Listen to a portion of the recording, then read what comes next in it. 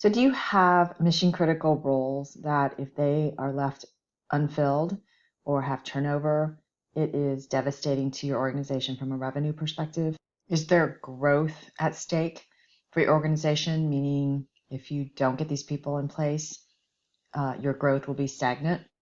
Does it feel like no matter how hard your talent acquisition team works, they can't seem to keep up with the demand for these mission critical roles? Are you talking to your peers and finding they're experiencing the very same thing? And are some of these people just leaving the industry altogether? Not just your firm, but they're leaving the industry because systemically the role is just one that feels like they can't be successful in.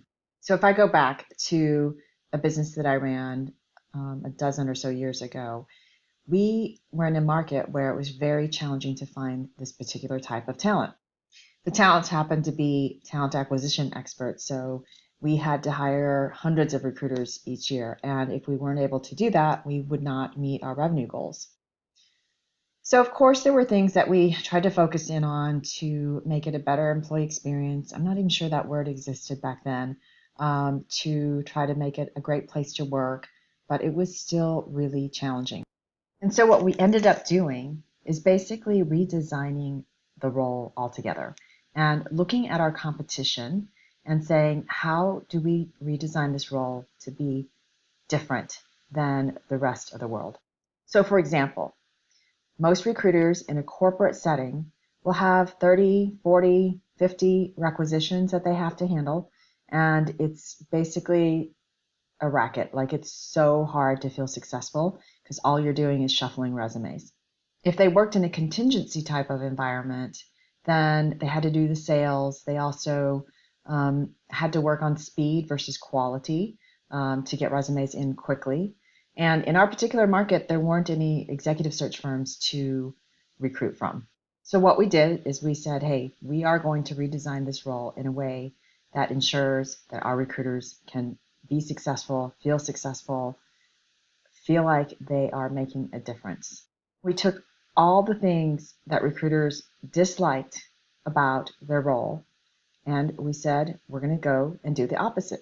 Now, this was so much more than just rewriting a job description. This had to do with organizational change altogether and transformation.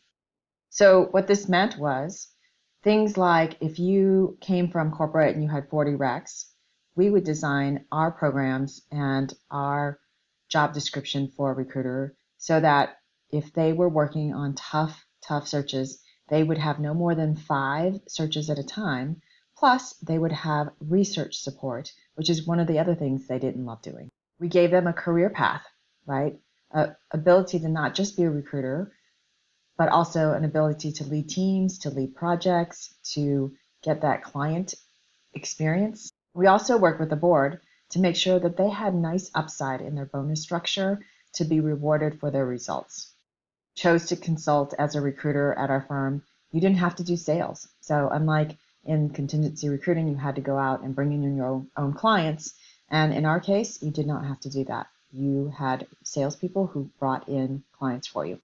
The other thing we did that we saw frustrated a lot of recruiters, especially in like RPO type setting, was to basically say, hey, you're involved in the front end sales process and setting expectations with the clients and crafting the solutions to make sure that it's something that we can actually be successful at versus only having the salesperson go out and sell a deal that you can't fulfill.